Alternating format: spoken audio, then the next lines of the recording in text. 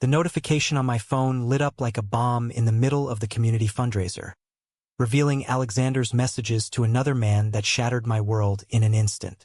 What I thought was the perfect gay love story in San Francisco turned into my worst nightmare as I realized I had trusted the wrong person completely. My hands trembled as I stared at the screen in the dimly lit hall of the LGBTQ center, the laughter and chatter around me fading into a distant hum. There it was, plain as day. "Can't wait to see you tonight, babe. Troy doesn't suspect a thing." Alexander had sent it just minutes ago, while he stood across the room shaking hands with donors, his charming smile never faltering. I had met him 6 months earlier at a similar event, drawn to his confidence and the way he spoke about building a stronger gay community in the city. At 28, fresh off a painful coming-out process back in Texas, I had moved to San Francisco seeking exactly that kind of belonging. Alexander, 35 and already a rising activist, seemed like the answer to every doubt I carried. Our first coffee turned into dinner, then long walks along the Embarcadero, where he listened to my stories about my conservative family and promised that here, in this city, I could finally be myself without apology. He introduced me to his circle, friends like Marcus and Lena who ran the youth program, and soon I was volunteering alongside him, designing flyers for Pride events on my laptop late into the night.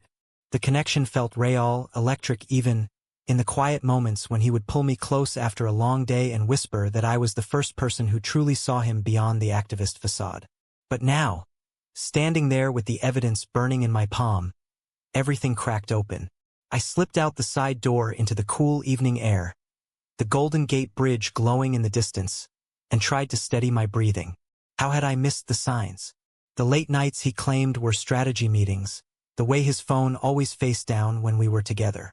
Back in my small apartment in the Mission District, I replayed our conversations, searching for the lie I had chosen to ignore. My phone buzzed again, this time with a text from my mother in Austin. "Hope you're doing well, son. Church group asked about you again." The guilt hit harder than usual, because Alexander had been the one encouraging me to set boundaries with them, to live my truth fully. Yet here I was, questioning if any of it had been real. I didn't confront him that night.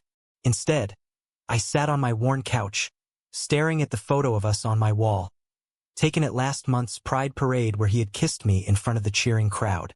The next morning, Alexander showed up at my door with coffee and that familiar grin, completely unaware or pretending to be. "You left early last night, Troy. Everything okay?" His voice was warm, concerned, the same tone that had made me fall so hard. I forced a smile and nodded, but inside, the foundation of everything I had built in this new life was crumbling. As the days passed, I threw myself into work at the graphic design firm downtown, sketching logos for local nonprofits, while my mind wandered back to our shared moments. There was the weekend we drove up to Sonoma, renting a cabin where we talked for hours about our dreams. Alexander opening up about his own struggles growing up in a small Midwest town before finding his voice in the movement. He had helped me land my first big freelance gig with the community center, praising my talent in front of everyone. Friends noticed the shift in me, though. Marcus pulled me aside one afternoon at the coffee shop we all frequented. "You seem off, man. Alexander treating you right?" I brushed it off, not ready to voice the betrayal I had discovered. But the seed of doubt had taken root, growing into a quiet storm that followed me through the bustling streets of San Francisco, where rainbow flags waved from every other storefront. I began to question not just Alexander, but my place in this community I had fought so hard to join. Was this what love looked like for men like us, full of hidden texts and public performances? The weight pressed on my chest as I walked home each evening, the city lights blurring through unshed tears. Little did I know, this was only the beginning of the unraveling that would force me to face every part of myself I had tried to outrun. Weeks blurred into a tense routine where I smiled through our dates and meetings, all while the secret messages replayed in my head like a broken record. Alexander sensed something was wrong, but chalked it up to work stress, pulling me into his arms after a long board meeting at the center and murmuring how proud he was of the progress I was making. His touch still sent sparks through me, a painful reminder of the connection I had believed was unbreakable.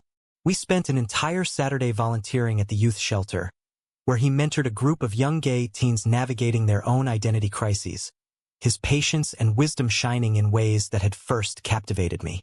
I watched him from across the room, wondering how the man who inspired so many could be the same one hiding behind those texts. That evening, over Thai food in our favorite spot near Dolores Park, he opened up about a recent grant proposal he was nervous about, his vulnerability pulling at my heartstrings despite everything. "You're my rock, Troy. Don't know what I'd do without you," he said, squeezing my hand across the table. The words felt genuine, yet they twisted the knife deeper because I knew they might be part of the act. Back home, I scrolled through old photos on my phone, landing on one from our first trip to Muir Woods, where the towering redwoods had made us feel small and infinite at the same time. He had confessed then that I was different from anyone he had dated in the community before, someone who understood the quiet battles without needing grand gestures. But doubt crept in during sleepless nights, leading me to dig a little deeper. One afternoon while he was out at a rally, I noticed his laptop left open on the kitchen counter. My conscience screamed no, but curiosity won, and a quick glance revealed emails that hinted at overlapping schedules with someone named Jordan, another activist from the East Bay chapter.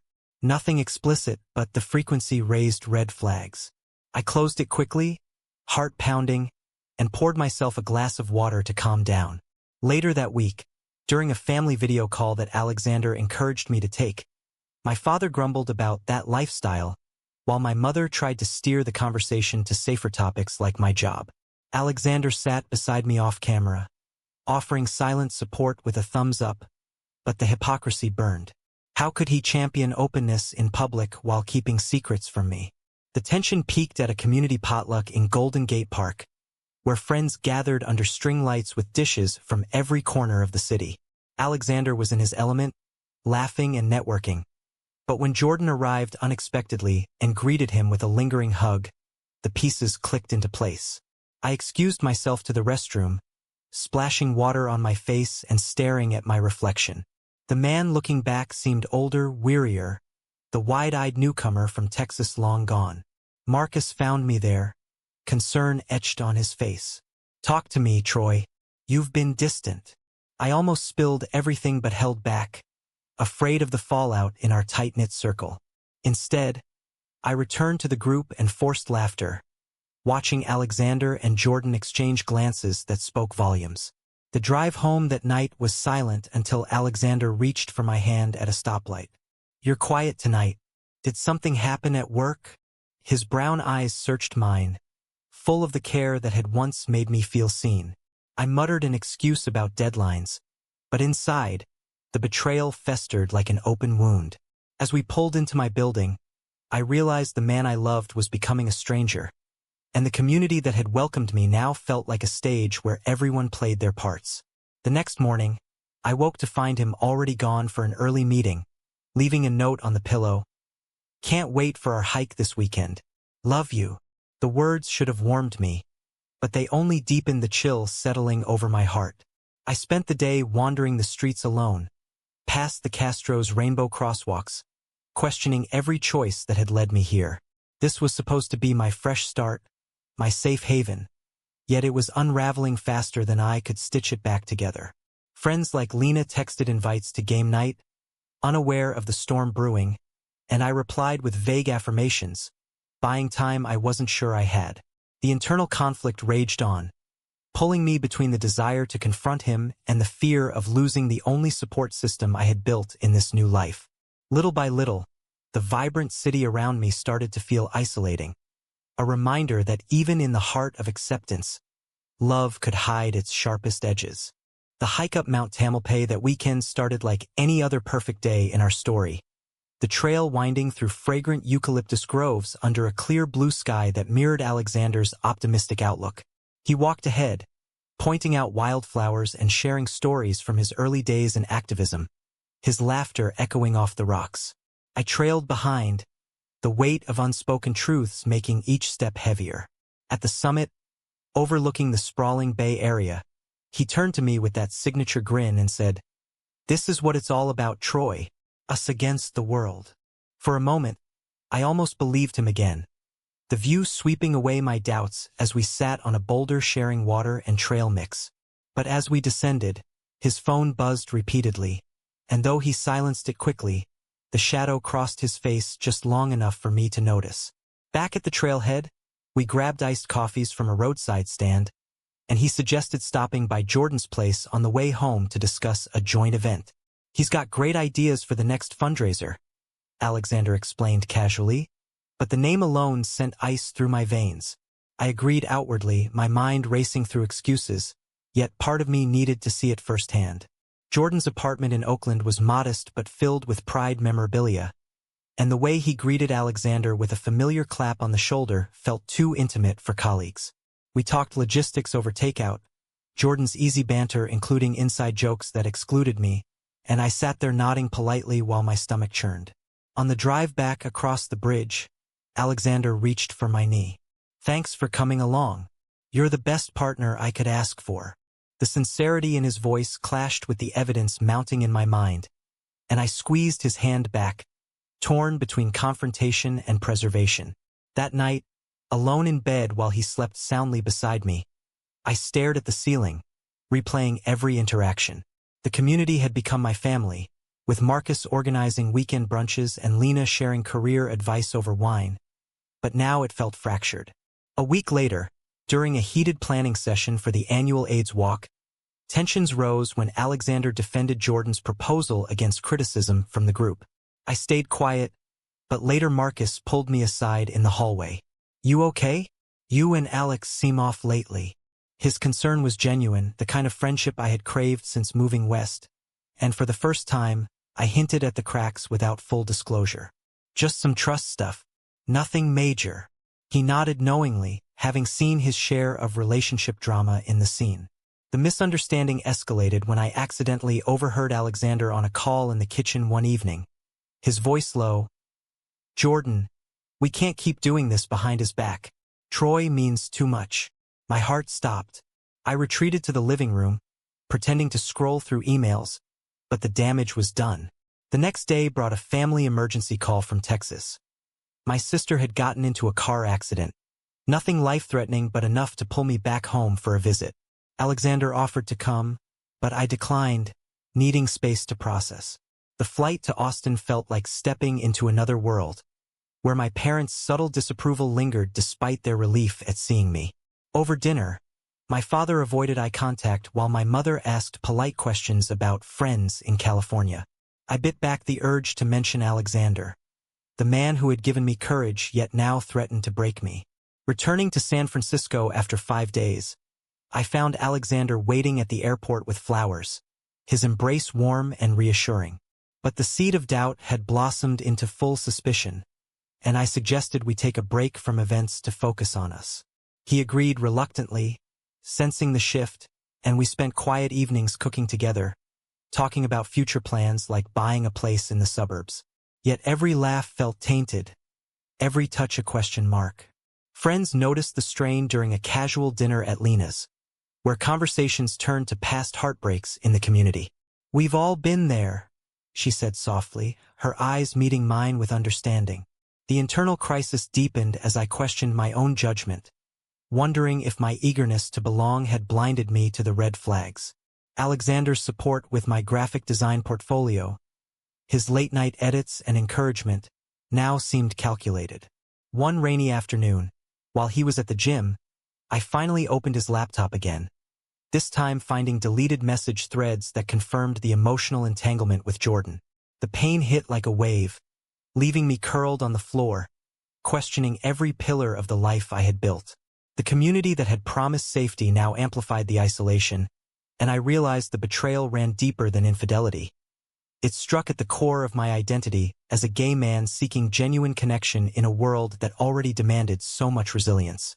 As evening fell, Alexander returned soaked from the rain, oblivious, and I forced a smile, knowing the confrontation was inevitable but terrified of the consequences. The confrontation came on a foggy Tuesday evening after a long day at the design firm, when I could no longer carry the secret alone.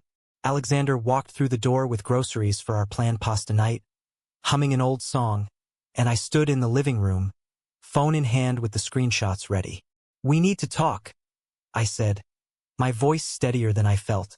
His expression shifted from casual to guarded as I laid out the messages, the calls, the overlaps with Jordan.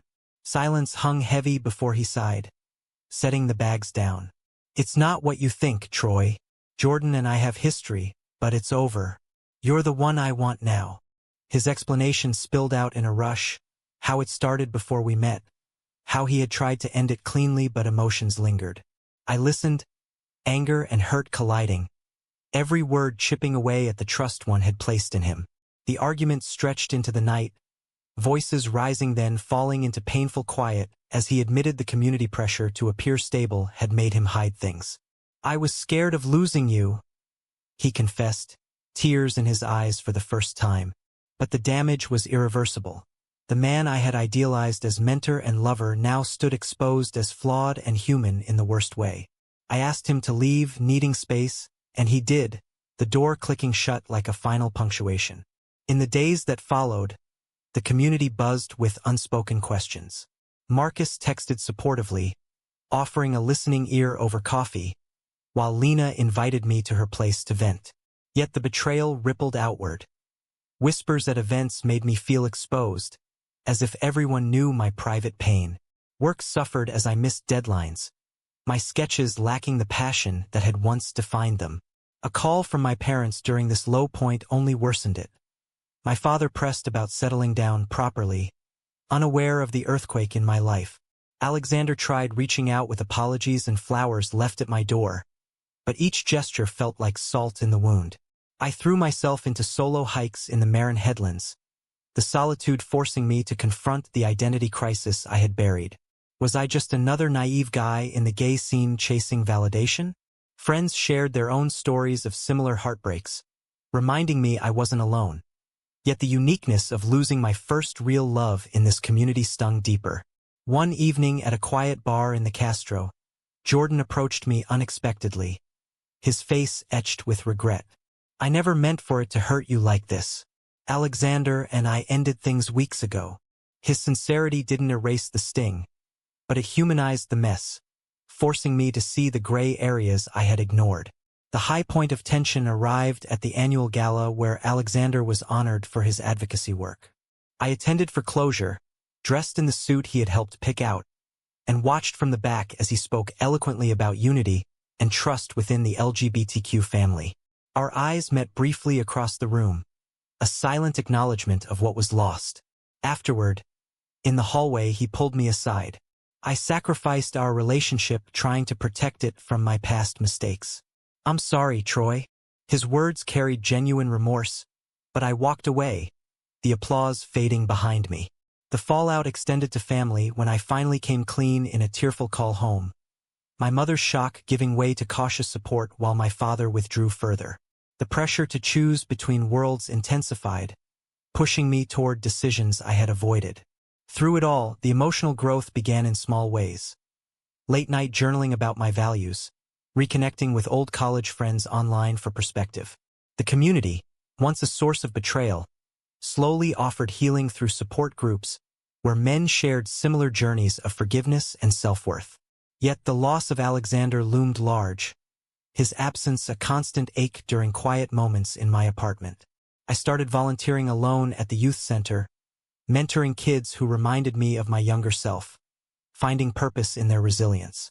Marcus became a steady confidant, his friendship a lifeline without romantic complications.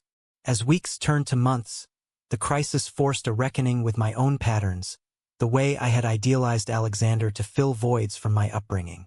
The unexpected consequence hit hardest during a solo trip to Big Sur, where standing on the cliffs overlooking the Pacific, I realized the faith I had lost wasn't just in love, but in my ability to trust my instincts. The vibrant life I had chased in San Francisco now demanded I rebuild from within, step by painful step. Rebuilding felt like navigating fog without a compass. Each day a choice between retreating into isolation or stepping forward into uncertainty. I quit the shared events with Alexander's group, focusing instead on independent projects that let me channel the pain into creativity. designing a series of posters for mental health awareness in the LGBTQ community that gained local traction. Colleagues at the firm noticed the shift, offering encouragement that bolstered my confidence bit by bit. Marcus dragged me to a hiking club meetup in the Presidio, where new faces and shared trails provided distraction without pressure. One particularly tough weekend, I drove down to Monterey alone, the ocean's roar mirroring the turmoil inside as I processed the hyphens between love and loss. Alexander's occasional texts grew sparse, respectful of the space I had demanded, but a chance encounter at the farmer's market brought old feelings rushing back. He looked tired yet composed, asking how I was with genuine care that nearly broke my resolve. "I miss our talks, Troy. You made me better." I nodded politely and walked away, the encounter leaving me reflective for days. Family dynamics evolved too. My sister visited from Texas, her presence a bridge to understanding as we talked late into the night about identity and acceptance. She admitted the family's resistance stemmed from fear, not hate, planting seeds for future reconciliation. The community offered unexpected allies in the form of a book club for gay men exploring personal growth, where stories of similar betrayals fostered camaraderie and laughter amid tears. Lena became a close friend, her wisdom helping me unpack the guilt I carried for ignoring early warnings. Internally, the crisis peaked during a quiet Thanksgiving alone, when memories of last year's celebration with Alexander flooded in. I cooked a simple meal and journaled about the man I had become, recognizing how the betrayal had stripped away illusions and revealed my strength. Work deadlines loomed with a major campaign for a national LGBTQ nonprofit, and throwing myself into it brought a sense of agency I hadn't felt since the breakup. The rising action culminated in a community forum on relationship ethics that Alexander moderated from afar, his virtual presence forcing me to confront lingering emotions publicly. I spoke up anonymously at first, then more boldly, sharing how trust once broken could reshape one's path. The applause afterward felt validating, a turning point where pain transformed into purpose. Friends celebrated small wins with me, like landing a solo exhibition of my designs at a local gallery, where the theme of resilience echoed my journey. Yet the emptiness persisted in quiet moments, the loss of that romantic spark, a void I filled with self-care routines and new hobbies like photography along the coast. A weekend retreat in Napa with the support group provided tools for emotional regulation, teaching me that healing wasn't linear but a series of conscious choices. Back in the city, I reconnected with my roots through virtual calls, gradually opening up about my life without defensiveness. The unexpected alliances formed, like mentoring a young intern at work who reminded me of my early struggles, gave meaning to the suffering. As spring arrived with blooming jacarandas lining the streets, I felt the internal shift toward acceptance, though the scar from Alexander's actions remained a reminder of vulnerability's cost.